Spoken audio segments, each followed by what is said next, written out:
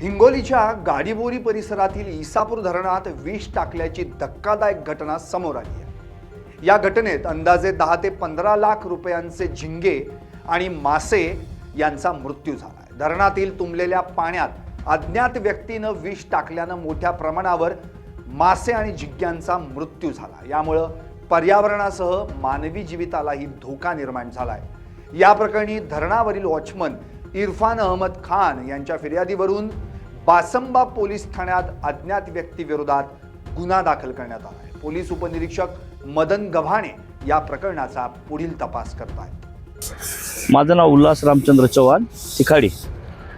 उसापूर धरणात जहर टाकलेलं आहे। जहर म्हणजे माशी मारण्याचे चोर, जे चोरटे म्हणतो ना आपण, अज्ञात व्यक्तीने काम केलेले आहे। कमीत कमी 20 ते 25 लाख रुपयाचे नुकसान झालेले असेल। हो, किती एकर पर्यंत जहर पसरला? कमीत कमी 2 ते 2.5 किलोमीटर पर्यंत हे पूर्ण पाणी दूषित आहे। कारण तिथल्या जनावरांना जरी पाणी पिलं तर विष बाधा होऊ शकते। काय मागणी आहे? काय मागणी ती? आमची मागणी आमदार न्याय भेटाव, कारण ही डबल जे प्रक्रिया होणारी आहे ही थांबाव, ही आमची एवढी अपेक्षा आहे। आमची भरपाई भेटाव, दुसरी काय नाही।